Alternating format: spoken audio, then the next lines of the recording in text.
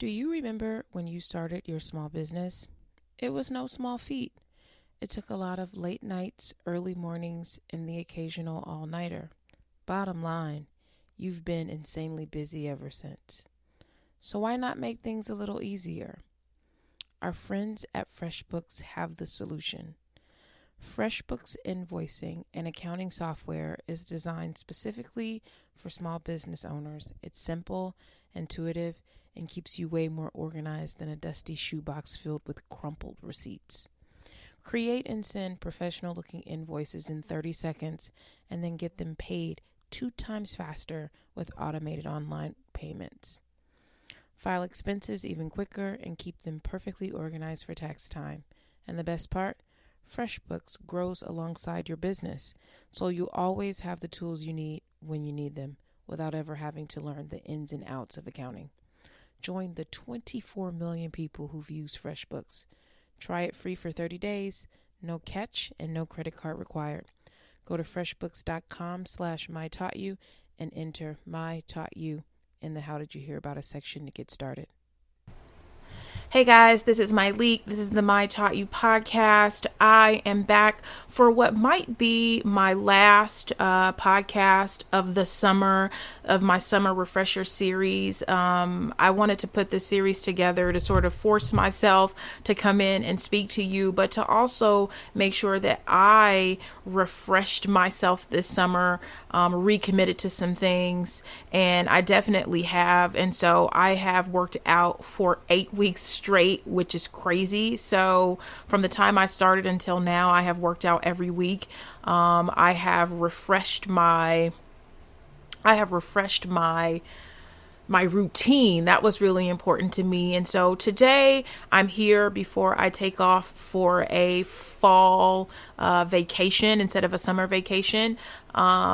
That was something that I committed to doing at the beginning of the year. In January, I said in the fall, because the summers are just busy for me professionally, but come fall, I'm out of here. So here I am. Today we are going to talk about money.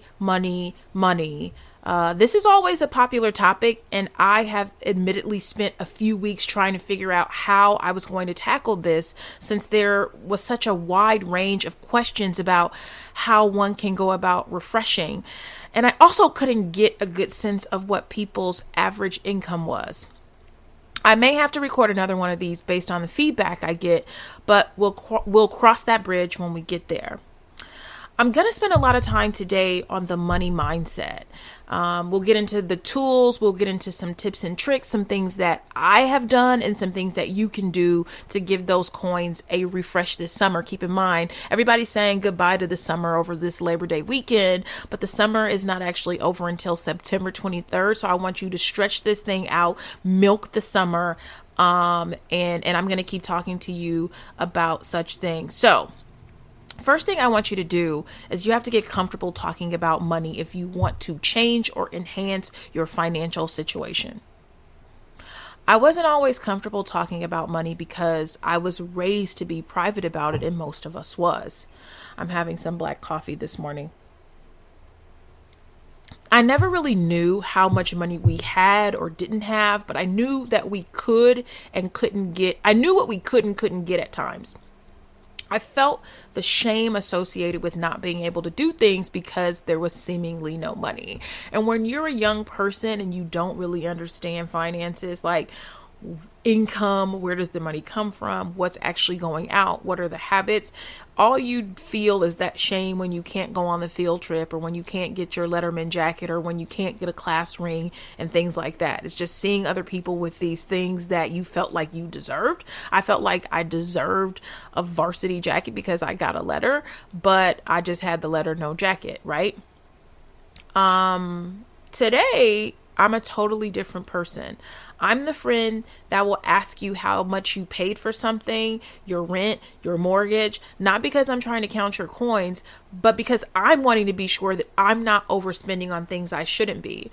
There are a lot of things I'm doing in this life that I've never done before, and there are some things that I honestly don't know if they should cost $90 or $900, and I'm not too proud to ask. If someone is offended, I apologize, but I can tell you that I have found that asking asking money questions has saved me a lot of money.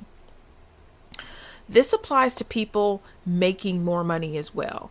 I realized I had a lot of money sitting in a savings account and just flat out asked my accountant what to do with it. He suggested I invest it. And this was about, I would say I've been investing for about 5 years now. I would say 5 years. So, he suggested that I invest, and I'm like, well, what is investing? So he set me up with one wealth manager who was just a bit too elusive for me. He just tell me to send money to, send a check to me by this date, and then I never hear from him again. And so I went back to my accountant and was just like, I don't like this. I don't particularly care for this person. And I felt like this person was treating me like I was a burden. And I don't know if you've ever felt like that. I don't care if you're at a bank and you've only got $100 in your account, you're still a customer. You're not a burden. So if at any point somebody makes you feel or you feel like this person is treating you like a burden, take your money and move elsewhere. So I found another person because it's my money.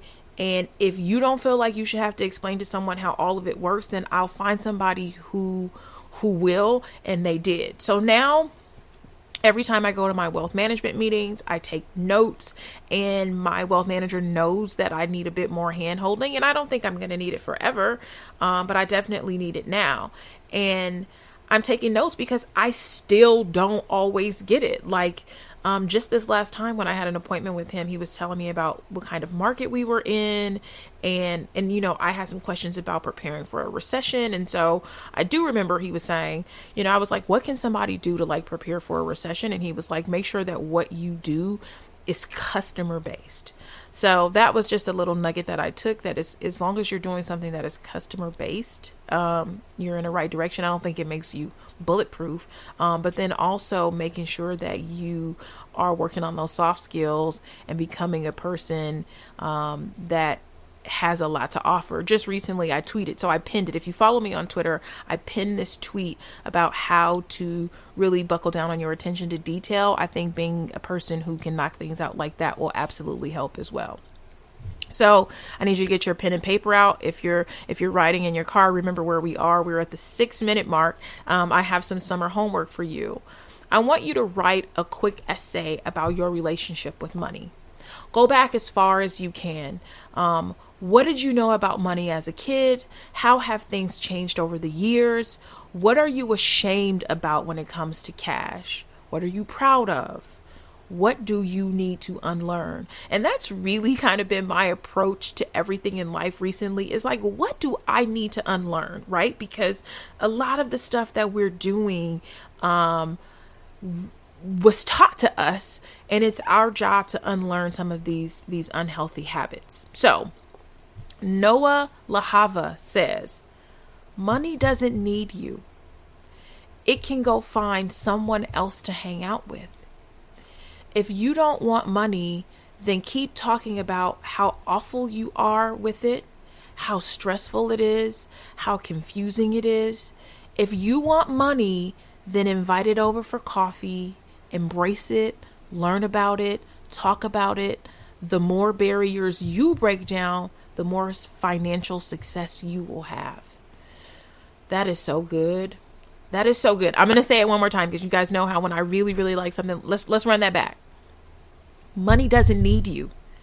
It can go find someone else to hang out with. If you don't want money, then keep talking about how awful you are with it, how stressful it is, how confusing it is. If you want money, then invite it over for coffee, embrace it, learn about it, talk about it. The more barriers you break down, the more financial success you will have. Next thing we need to do is educate ourselves. So there's a lot of homework here, but the first bit of homework is going to be that essay. Next thing I want you to do is know your numbers. You're going to print your bank statements for the year. What are all of your bills for the month? I want you to print those credit card statements out as well. Print off all of your loan info, your car note. I want you to print off everything. I want you to review your investment account statements. If you are signed up for a 401k program at your job. I want you to pull that as well. And the last thing that I want you to do is to pull the dreaded credit report. I don't know how you guys feel about pulling your credit, but for years, I never wanted to look at it because it felt like the bad report card that I never wanted to look at. I didn't know what was on there. I knew that I didn't have good credit because the one or two times that I tried to sign up for things, I'd be rejected. And a lot of it was mostly because I didn't have credit. And so, the first sort of like embracing our money is knowing our numbers. And I'm not going to tell you what to do with everything since I don't know what everyone's situation is, but this will lead you to the kind of information that you need to seek. This needs to be who you are. You need to have your Money Mondays. Maybe your Money Monday night is a little cup of ice cream or a glass of wine, and where you go over these numbers and you review things, because I have found that knowing my numbers helps me catch errors much quicker. And so it's a lot harder to get over on somebody when they really know their numbers, and it kind of helps me understand where I should be. So if ever I'm too far to the left with something, I know that I need to start digging. And I feel like, I don't know if I have these tips, but it's like knowing your numbers means sometimes I'll notice that if I pull all my numbers for the month, you'll look at one particular statement and you'll start to see that little by little your cable bill has crept up, or little by little your insurance has crept up. And now this means that it's time for you to reevaluate. You either need to call these people and say, hey, I've noticed that this has gone up more. I've noticed that there's more usage in my energy. But all of these things are going to help you understand patterns. And so I also understand sort of like summer patterns, right? If your summer energy usage is usually at a certain point, then you know how to sort of like budget and plan for the next year. And so pull all of your numbers, look at everything. And the next thing you're going to do is, I think is one of the simplest and easiest things, is to get some personal finance books and or education. There are a ton of books out on personal finance these days. Get your Googles on and find the best one, 2 or 3 for you. Find a book that's an easy read for you. I don't care if your friends recommend a book. If the way the book is written, you don't understand it, you have to find a book that really resonates with you. Go to the bookstore, go to the library, go on Amazon and look for some research. But find the book that's best for you. And if you are going to use services, money coaches, and all of that, and you don't have the kind of money you'd like to have, I recommend learning as much as you can for free or on the low. Now is not the time to be paying for financial help if you don't have any money. So do not get into that. You should not be spending money to learn about money unless it's a coveted book or something really inexpensive. The next thing is to figure out what our why is. What is your why? Why do you want to have a better relationship with money? What do you want to be able to do? Now that you know your numbers, is there something that you want to pay down or off? Do you want to be able to buy a new car or a home or take a few trips a year? Or, maybe make it so where you like every summer I take a trip, or every winter I take a trip. Or if you're a person who dreads holidays with family, every holiday I take a trip. But what is your why? Why are you doing this? You also want to write this down. So there's a lot of serious homework on this. And so now I have another bit of homework. The homework right here is about focusing on our habits versus our dollars. What new habit do you want to build? What financial habit do you want to change? Do you want to eat out less? Set an eating budget for the month and then don't go over it. Do you want to get into the mindset of selling versus collecting, to become a person who pushes things out versus a person who brings things in? I did that for a while. I would every month sort of round up things that I had collected that had gone unused, and I would return them. So If you buy something and you don't use it in 30 days, it goes back. I don't care if it was on sale, because things being on sale is also a trap. It doesn't matter if it was half the price or 70% off. If you're not going to use it, you don't need it. So sales trick us. So every 30 days, you keep a little folder for the receipts of things that you purchased, and every sort of end of the month, you go through those receipts. What have I not used at all? Honey, you spend a Saturday or you spend a Sunday and you roll all of that stuff back and you let that money go back into your account. And what that does is it trains you to stop buying so much, because you're like, oh my God, if I'm going to be spending this weekend, returning all this stuff, it's going to help you to become more mindful about spending. Instead of meeting your friends out for brunch, start a system where people come over your house. I did that all the time. My friends will tell you, in the days when I had less money, and I definitely have my money mindset together, I would, on Sundays, like maybe once a month, I would invite all my friends over to my house.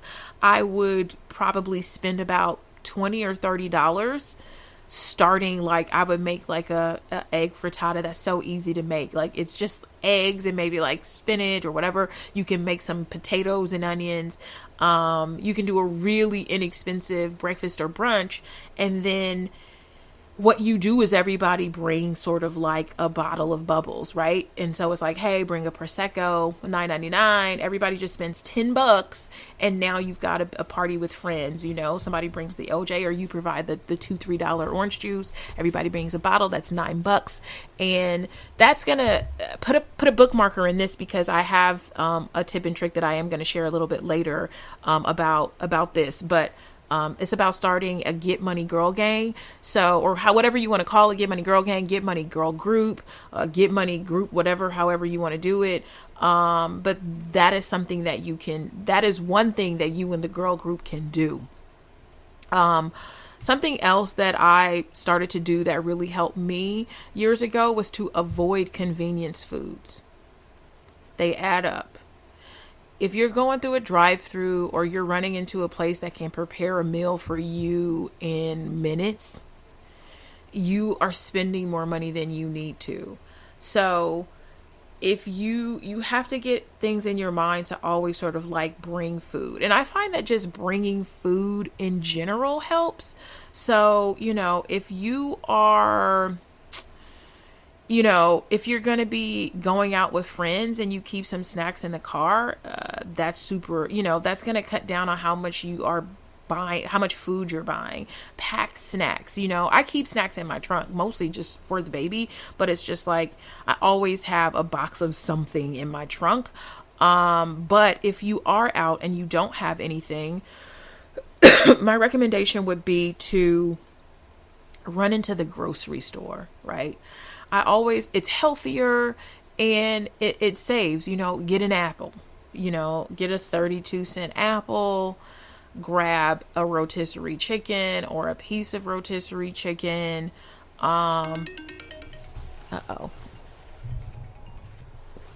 Sorry, I had an interruption, my bad. But, you want to make sure that you're doing all those things.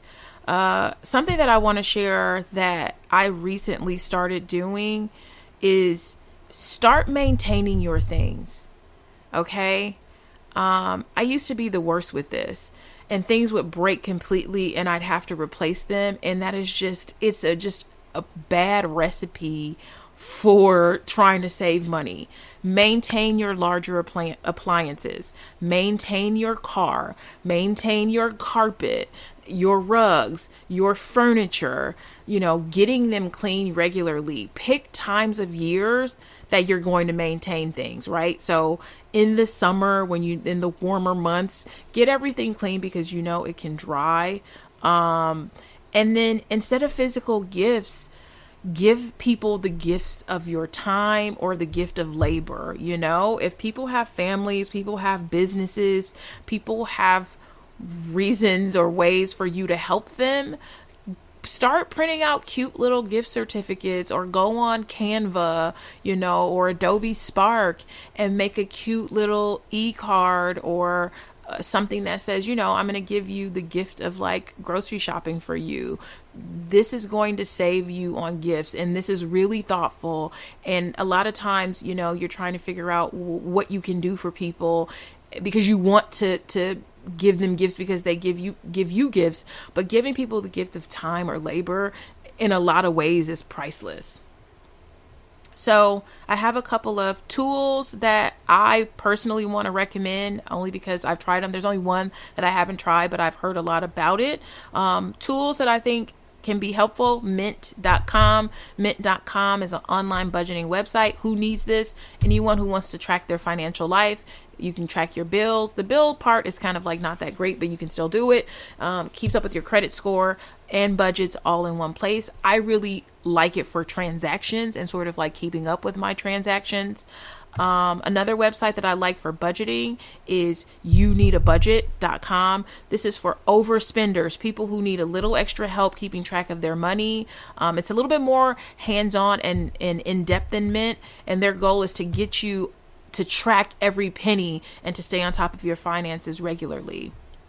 Investing 101, if you really want to start investing and you only got about $5 to invest, but you just want to sort of get your investment muscles up, acorns.com is a site that automatically invests your spare change and lets you invest as little as $5 anytime or on a recurring basis into a portfolio. For larger investing, because I got a lot of questions about investing, larger investing is the logical next step after you have saved at least 6 months of living expenses in cash, and more if you have especially high cost of living.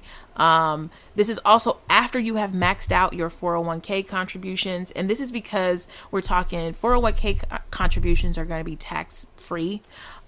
So you really want to make sure that you're putting that money to the side. So once you've maxed that out, if you're under 50, then you want to get into investing. My recommendation, so how do I do it? What do I do? I told you that I am still learning, but what I would share with you is to start researching investment banks and start finding out what their investment minimums are. So, just at my most recent meeting, I asked my wealth manager, what is the investment minimum? And he said $250,000. And I was like, oh. So, and I think when I first started trying to invest, that like 200K was like the going rate, but I'm pretty sure that you can get it going for less.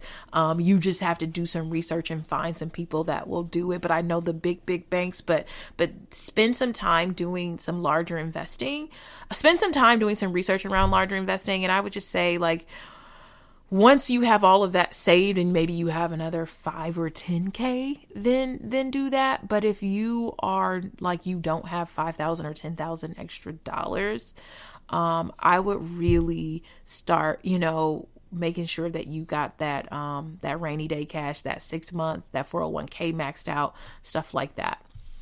The last thing I'm going to talk about before I get out of here today is about peer pressure to spend money.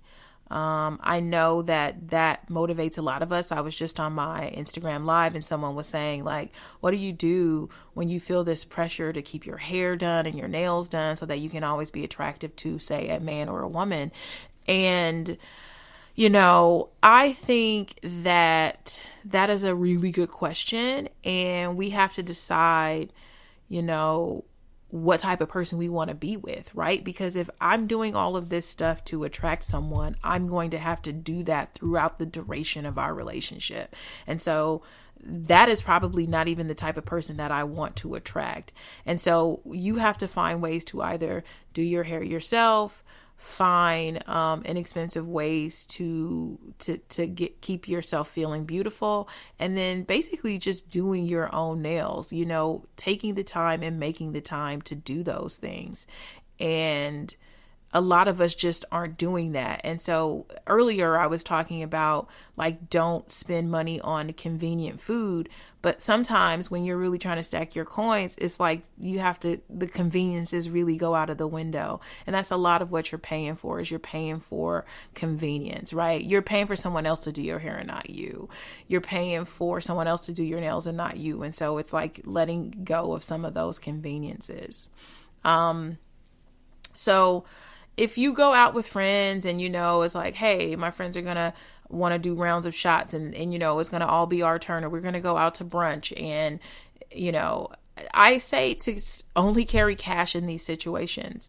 And if you feel like, okay, I just don't want to be out with only cash, I want to have my card in case of an emergency, leave it in the car maybe.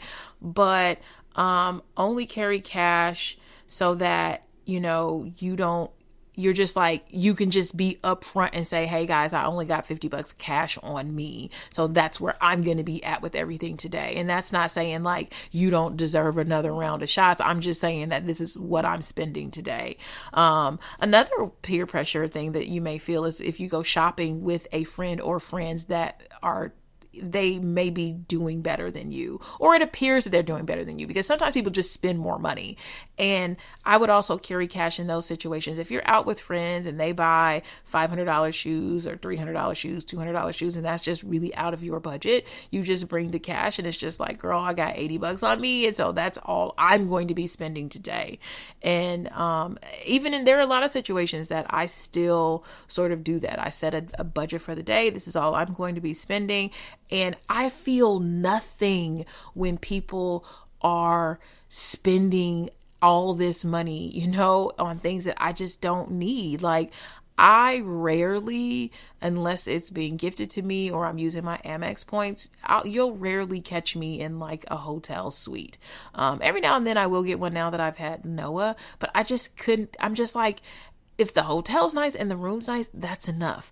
I don't need to spend double or triple, the amount just to stretch my legs more, but like I said, having the baby, you're like, okay, we need a little bit more space sometimes, but I don't do those things.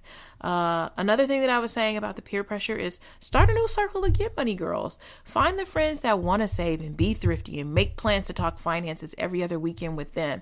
Share your tips and strategies. Share your resources. Is there a great new plan at your bank?